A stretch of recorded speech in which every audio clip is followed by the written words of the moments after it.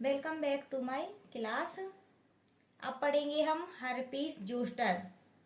Herpes zoster एक skin infection है, त्वचा रोग है जो कि हर्पीस नुमा वायरस के द्वारा फैलती है। सो आइए हम हर्पीस जोस्टर को रीड करते हैं। इससे रिलेटेड, इस टॉपिक से रिलेटेड इम्पोर्टेंट क्वेश्चन को पुट अप करते हैं। तो स्टार्ट करते हैं।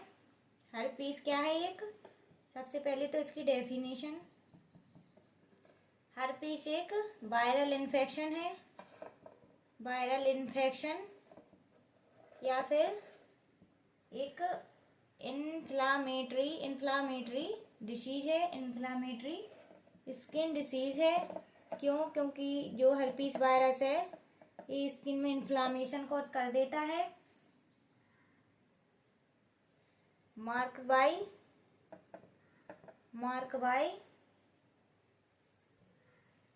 Formation of small clustered vesicles. Herpes zoster वाले पेशेंट के अंदर स्मॉल क्लस्टर्ड वेसिकल्स देखने को मिलते हैं और ये एक वायरल इन्फेक्शन है, इन्फ्लामेटरी स्किन डिसीज है, त्वचा रोग है ये। इसमें क्या होता है कि हर्पीस जोस्टर वाले पेशेंट के अंदर दानेनुमा वेसिकल्स दिखाई देते हैं। कुछ इस तरह से हम आपको इमेज में भी दिखा देंगे कि जो हर्पीस वायरस होता है वो किस तरह से स्किन को इफेक्ट करता है, क्या वेसिकल्स फॉर्मेशन करता है। कुछ इस प्रकार से दाने एक साथ इकट्ठे इरप्ट हो जाते हैं जिसे हम वेसिकुलर इरप्शन कहते हैं। ये बहुत पेनफुल होते हैं क्योंकि जो हर्पीस जोस्टर वायरस है ये हमारी नर्वस सिस्टम, नर्व पे इफेक्ट करता है, जिससे कि ये बहुत पेनफुल वेसिकल्स होते हैं, बहुत ज़्यादा दर्द होता है हर्पीस स्किन इन्फेक्शन के अंदर। एंड जो हर्पीस वायरस होता है, हर्पीस वायरस के 2 टाइप्स होते हैं, 2 टाइप से होता है ये, type first and type second. Type first में जो हर्पीस कॉम्प्लेक्स होता है,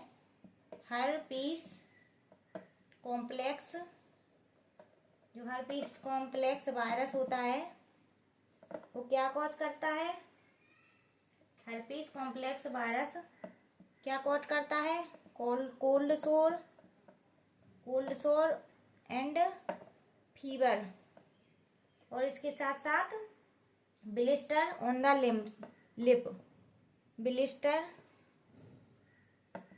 लिप, हर्पीस जोस्टर के 2 टाइप्स होते हैं इस वायरस के। टाइप फर्स्ट के अंदर हर्पीस जो कॉम्प्लेक्स वायरस है वो क्या कॉज करता है? साइन सिम्टम्स क्या कॉज करता है? कोल्ड सोर, fever, blister formation on the lips. तो जो टाइप फर्स्ट है इसका, इसमें क्या करेगा? वो लिप्स के अंदर ब्लिस्टर का फॉर्मेशन करेगा, इस तरह से कॉम्प्लेक्स बनाएगा। एंड टाइप सेकंड के अंदर हर्पीस कॉम्प्लेक्स वायरस क्या कॉज करेगा? Herpes complex virus genital organ या जेनाइटल एरिया को कॉज करेगा, जेनाइटल एरिया को कॉज करेगा या हर्पीस कर देगा। यहाँ पे हर्पीस का मतलब ही एक कॉम्प्लेक्स फॉर्म में वेसिकल्स का इरप्ट होना ही है। हर्पीस कॉम्प्लेक्स वायरस क्या कॉज करेगा? क्लस्टर्ड वेसिकल्स, एक कॉम्प्लेक्स फॉर्म में। इसकी हम अभी आपको वीडियो दिखा देते हैं, इमेज दिखा देते हैं इस पेशेंट की।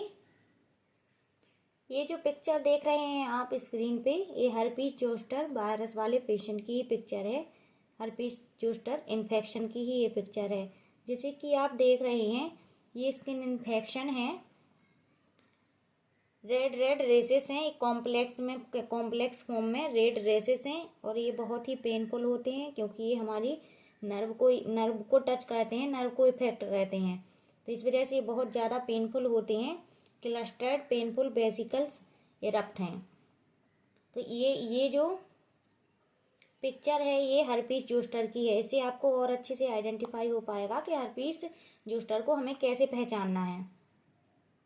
हर्पीस जोस्टर का ये इन्फेक्शन है, इसमें इन्फ्लामेशन भी है, रेड रेसेस भी हैं, कॉम्प्लेक्स फॉर्म में है। ये बहुत पेनफुल होते हैं क्योंकि हमारी नर्व्स को टच करते हैं। इस वजह से ये बहुत पेनफुल होते हैं क्योंकि जो वायरस होता है हर्पीस का वो नर्व को इफेक्ट करता है, जिससे कि इस कंडीशन में बहुत ज़्यादा दर्द होता है पेशेंट को।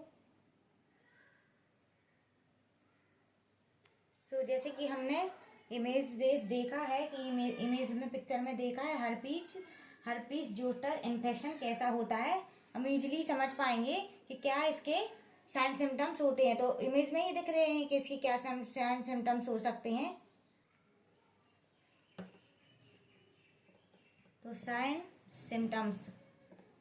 सिम्टम्स इसके क्या रहने हैं, जो कि मैंने बताया अभी कि पेनफुल रेसिस कॉम्प्लेक्स फॉर्म में पेनफुल रेसेस प्रेजेंट रहेंगे, जिन्हें हम क्लस्टर्ड पेनफुल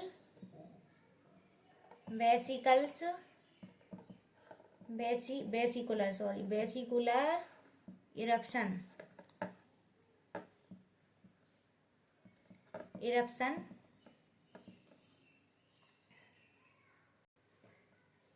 इरप्शन का मतलब यहाँ पे है दानों का निकलना।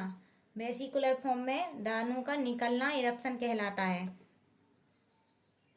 और ये जो वेसिकल्स होते हैं हमारी सेंसरी जो नर्व होती हैं उनमें जाके सप्लाई हो जाते हैं। कहाँ हो जाते हैं? ये सप्लाई होंगे हमारी जो सेंसरी नर्व होंगे, सप्लाई टू सेंसरी नर्व में जाके सप्लाई हो जाते हैं। इसी कारण हमें बहुत ज़्यादा सीवियर पेन होता है इन कंडीशन ऑफ हर्पीस जोस्टर। और ये जो पेनफुल रेसेस हैं ये कहाँ डिस्ट्रीब्यूट होते हैं, कहाँ पर प्रेजेंट होते हैं? तो मेनली ये इरप्ट होते हैं ट्रंक पर, थोरैक्स एंड फेस।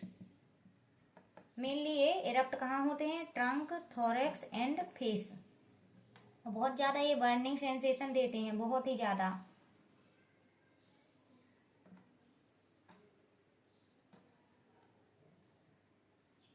तो पेशेंट फील करता है बर्निंग। नेक्स्ट जो सिम्टम है इसका न्यूरोलजिया की कंडीशन देखने को मिलती है। न्यूरोलजिया क्या है? पेन इन नर्व में पेन होना क्या कहलाएगा? न्यूरोलजिया की कंडीशन भी देखने को मिलता है। बहुत ज़्यादा सीवियर पेन होता है हर पीस में। प्रूराइटस एंड पैरेस्थीसिया और फीवर देखने को मिलेगा। फीवर तो इसलिए देखने को मिलना है क्योंकि इन्फेक्शन का फर्स्ट साइन ही फीवर होता है। मैंने पिछली क्लासों में भी आपको ये बताई है बात। अब पढ़ेंगे हम इसका मैनेजमेंट एंड ट्रीटमेंट। तो फर्स्टली जो इसका ट्रीटमेंट रहेगा, पेशेंट को हमेशा एडवाइज करना है, हेल्थ एजुकेशन देना है कि वो अपने हाइजीन मेंटेन करके रखे, स्किन हाइजीन मेंटेन करके रखे, जिससे कि स्किन इन्फेक्शन का रिस्क कम हो। और जो फार्माकोलॉजिकल मैनेजमेंट है after herpes zoster virus disease होने के बाद का, तो वो ये है कि जब भी पेशेंट हॉस्पिटल के अंदर आता है तो हमें उसको सबसे पहले तो आइसोलेट करके रखना होता है, क्योंकि ये इन्फेक्शन है और इन्फेक्शन हमेशा 1 पर्सन टू अनदर स्प्रेड होता है। आइसोलेट द क्लाइंट, पेशेंट को हमें आइसोलेट करके रखना है और उसको असेस करना है। आइसोलेट करने के बाद हमें असेस करना है कि जो नर्व होती है cranial nerve, fifth cranial, patient को ऑब्जर्व करना है, असेस करना है कि जो 7वें नंबर की क्रेनियल नर्व है उसमें कोई एबनॉर्मलिटी तो नहीं आ रही है, क्योंकि जो हर्पीस वायरस है वो नर्व पे ही इफेक्ट करता है।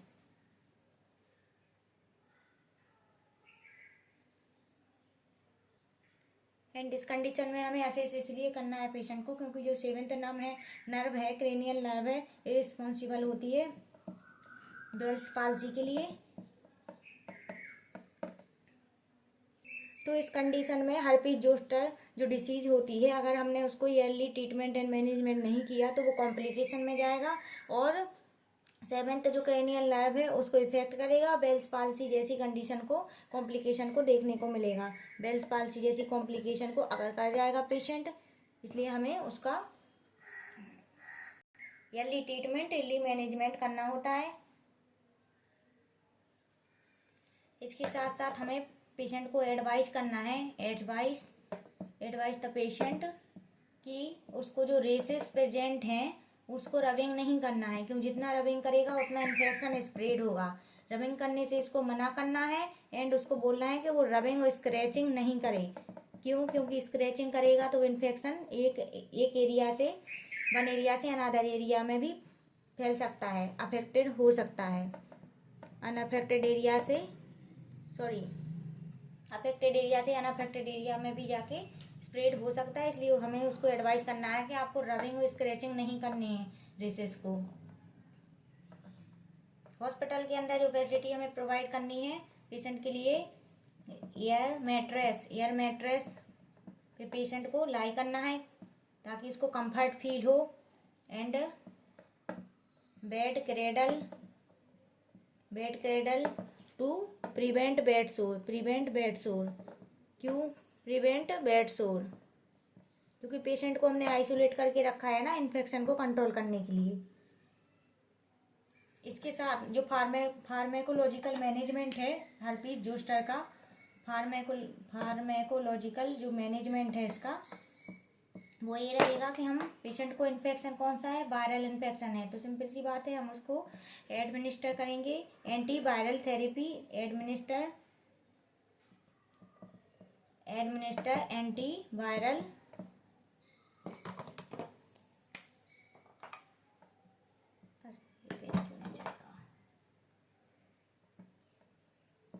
एंटीवायरल ट्रीटमेंट प्रोवाइड करेंगे।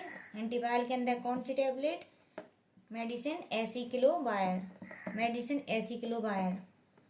साथ में पेशेंट को पेन हो रहा है तो इस कंडीशन में हम पेशेंट को एनाल्जेसिक भी देंगे। एनाल्जेसिक में पेन किलर एनाल्जेसिक देंगे और साथ ही पेशेंट को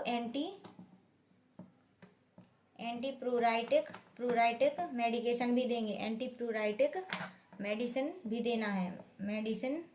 भी देना है।